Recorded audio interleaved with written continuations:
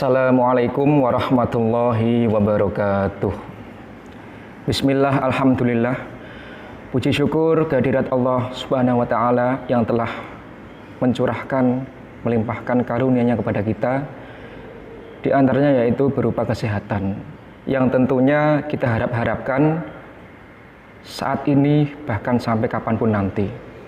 Oleh karena itu, saya mengajak pada kalian semua, khususnya siswa-siswi MTS Majru'atul Huda Karanganyar, untuk selalu bersyukur kepada Allah Subhanahu wa Ta'ala, baik dalam kondisi apapun maupun dalam situasi apapun. Sholawat serta salam senantiasa kita haturkan kepada beliau, junjungan kita, Nabi Agung Nabi Muhammad Sallallahu Alaihi Wasallam. Semoga kelak kita mendapatkan syafaat dari beliau. Amin. Allahumma amin.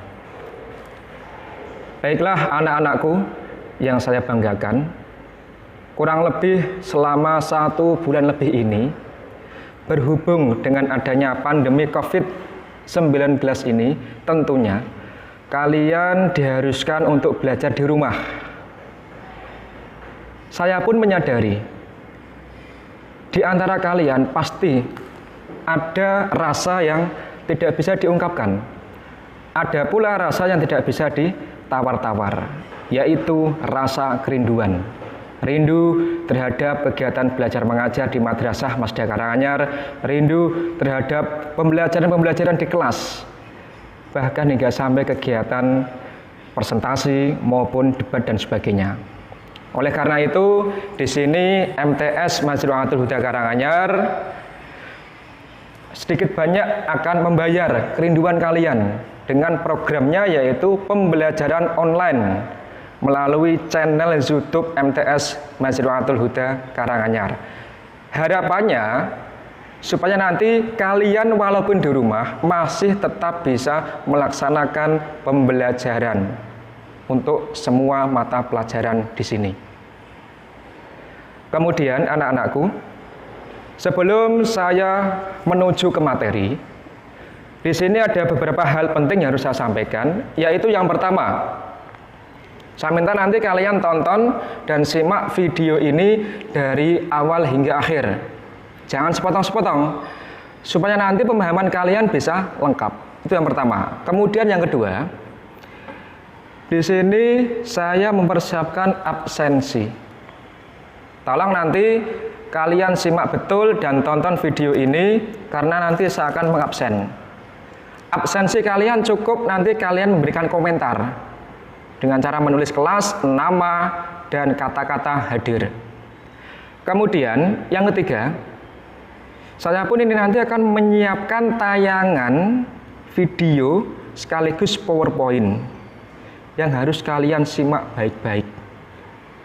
Dan yang terakhir, ini untuk kepentingan membangun channel YouTube MTS Masda Karanganyar, saya minta nanti siapapun yang menonton tayangan ini untuk mensubscribe dan like, agar madrasah kita tetap eksis insya Allah selama-lamanya. Nah, lanjut.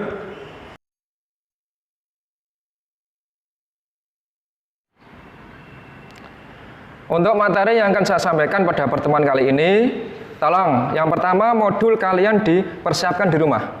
Kemudian buka materi mengenai perubahan masyarakat Indonesia pada masa penjajahan. Di sini yang pertama dimulai dari kedatangan bangsa Barat ke Indonesia.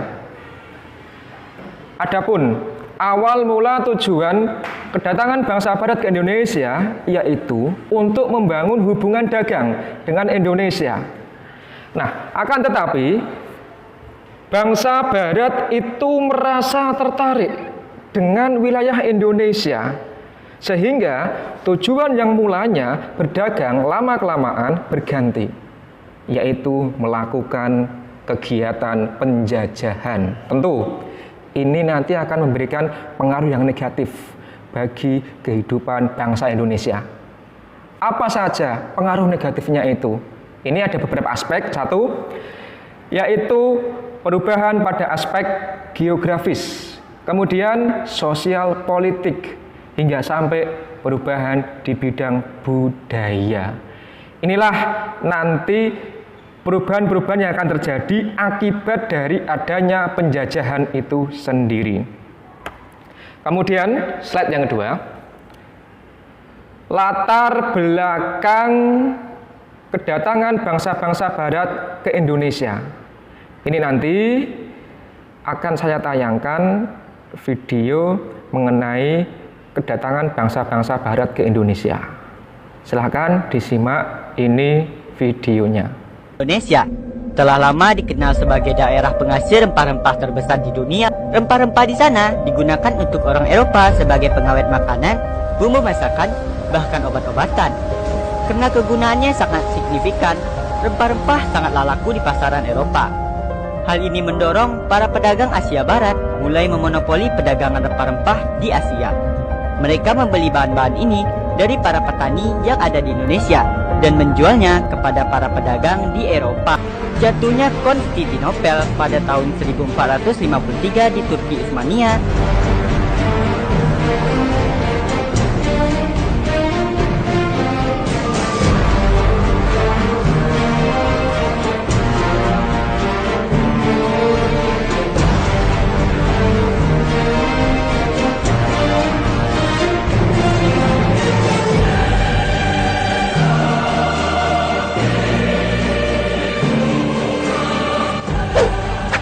mengakibatkan pasokan rempah-rempah ke wilayah Eropa mulai terputus. Hal ini dikarenakan boikot yang dilakukan oleh Turki Utsmania.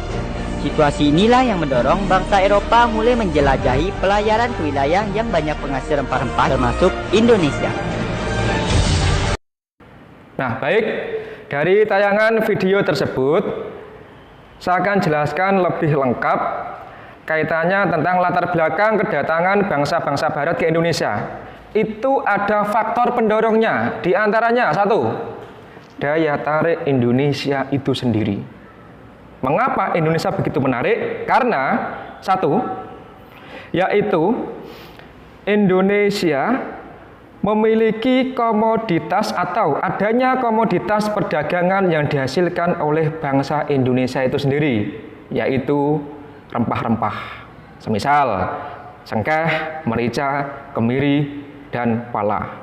Nah, bangsa barat sangat membutuhkan rempah-rempah itu tersebut untuk mengawetkan makanan, khususnya ikan. Karena persediaan rempah-rempah di wilayah barat itu terbatas, mengakibatkan mereka datang ke Indonesia. Karena mengetahui wilayah di Indonesia banyak menghasilkan rempah-rempah. Kemudian, faktor yang kedua disebut sebagai motivasi 3G atau 3G.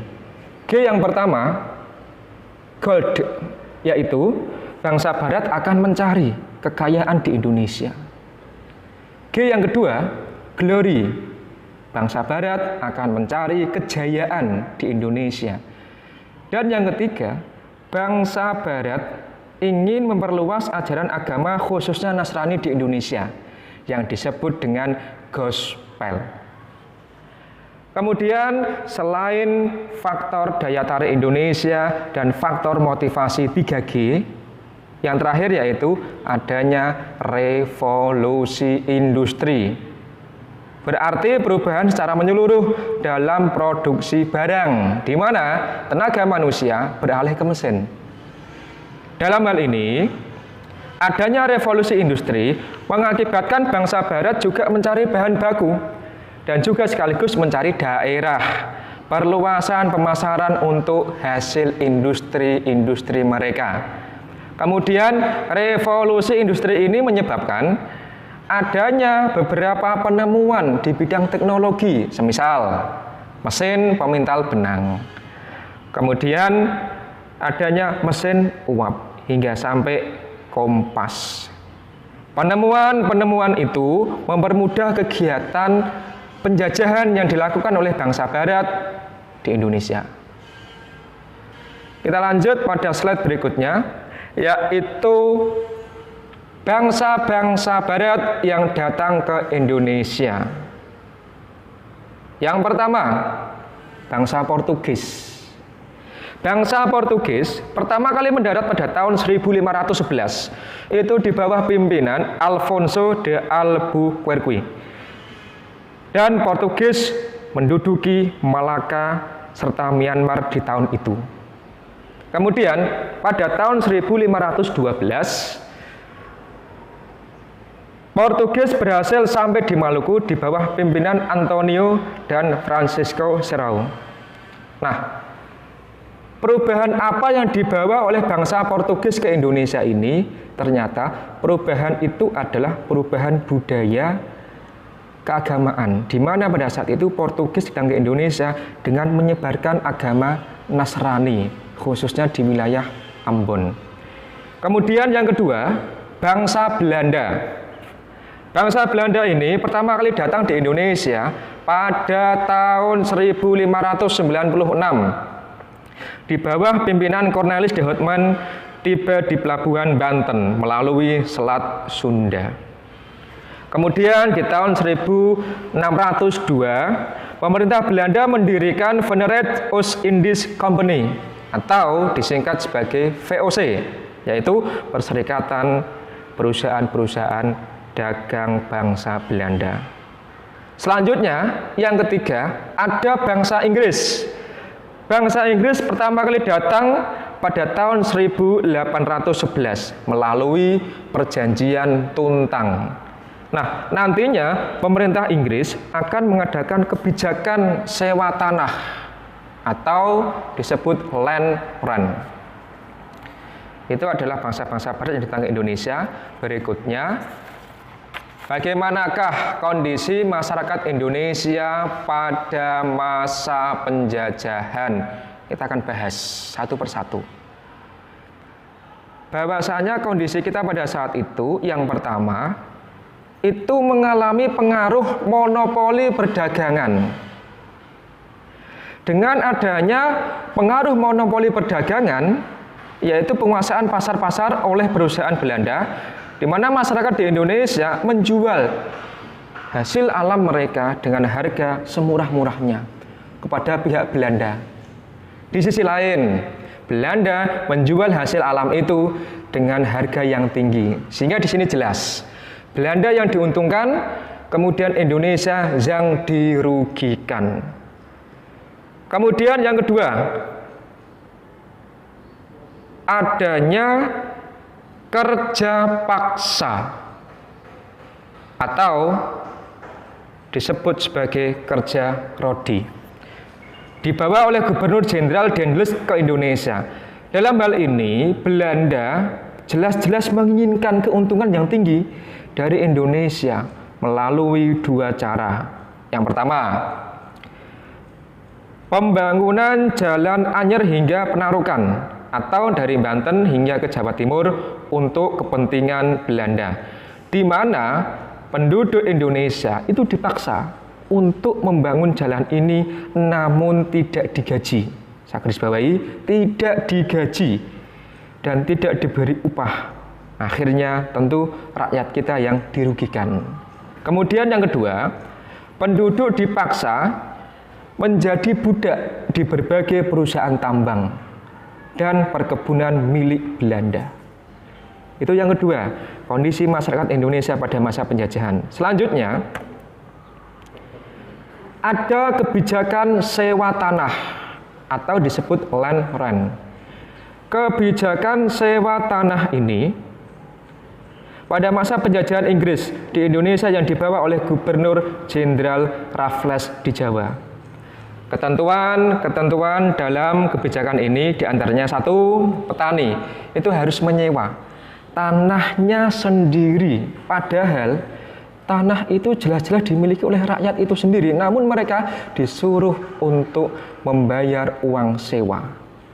Kemudian yang kedua, harga sewa tanah itu tergantung pada kondisi tanah.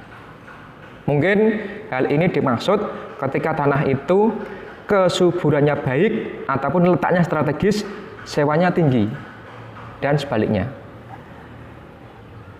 Kemudian bagi warga atau rakyat yang tidak memiliki tanah, mereka tetap diwajibkan untuk membayar pajak. Sungguh, kebijakan sewa tanah ini tidaklah adil bagi rakyat Indonesia. Di sini rakyat seolah-olah tidak memiliki tanah, dan hasil sewa tanah itu sebagian digunakan untuk kepentingan penjajah. Lanjut, yang keempat, kondisi masyarakat Indonesia pada masa penjajahan yaitu adanya kebijakan tanam paksa. Kebijakan tanam paksa ini dimaksudkan yaitu menyisihkan sebagian tanah milik rakyat Indonesia untuk ditanami tanaman ekspor seperti kopi, kemudian tebu dan sebagainya. Tentu punya tujuan. Yang pertama tujuannya yaitu meningkatkan ekspor untuk menutupi kerugian Belanda. Karena Belanda itu mengalami kerugian akibat perang di Eropa. Selanjutnya, ketentuan-ketentuan dalam kebijakan tanam paksa ini diantaranya: 1. Tanah untuk tanaman wajib yang harus disediakan oleh rakyat untuk Belanda di sini hanya 1/5. Saya garis bawahi, 1/5 tanah milik mereka. Terus yang kedua, waktu rakyat untuk bekerja wajib itu kurang dari 66 hari. Kemudian yang ketiga, kegagalan panen akan menjadi tanggungan pemerintah Belanda. Selanjutnya yang keempat, kelebihan hasil panen itu akan diberikan kepada rakyat. Dan yang kelima, rakyat yang tidak memiliki tanah wajib bekerja dan dijanjikan akan diberikan upah. Yang keenam, tanah yang digunakan untuk tanaman wajib akan bebas dari pajak. Serta yang terakhir, yaitu pihak Belanda hanya mengawasi. Mereka tidak ikut bekerja, namun hanya mengawasi. Atau bahasa lainnya adalah sebagai mandor. Namun pada saat pelaksanaannya, realnya di lapangan, pihak Belanda banyak sekali melakukan kecurangan-kecurangan atau penyelewengan.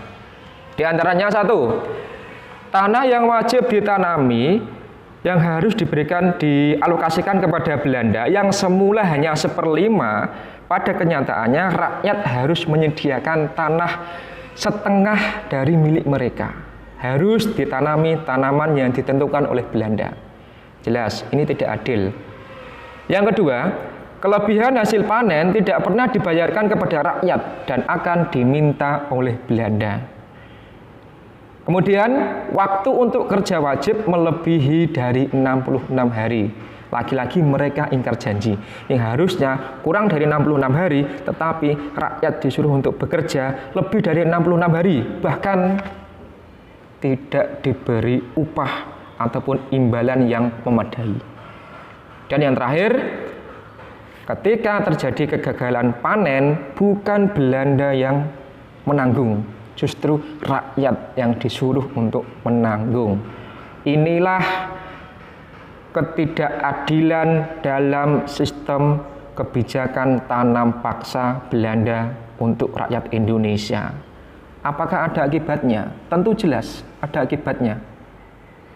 Yaitu rakyat menjadi menderita, kelaparan, kekurangan gizi, bahkan fatalnya hingga sampai mengalami kematian. Akhirnya di tahun 1870 sistem tanam paksa dihapuskan. Saya garis bawahi lagi, dihapuskan. Karena mendapat tantangan yang keras dari rakyat Indonesia, bahkan uniknya juga mendapat tantangan dari sebagian rakyat Belanda itu sendiri.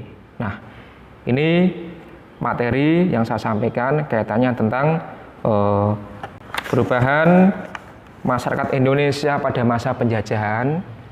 Bisa kalian simak dengan baik dan boleh kalian membuka buku sehingga ini nanti kalian betul-betul akan memahami dengan baik. Demikian yang dapat saya sampaikan, kurang lebihnya saya mohon maaf. Terima kasih atas perhatiannya. Akhirul kalam, wassalamualaikum warahmatullahi wabarakatuh.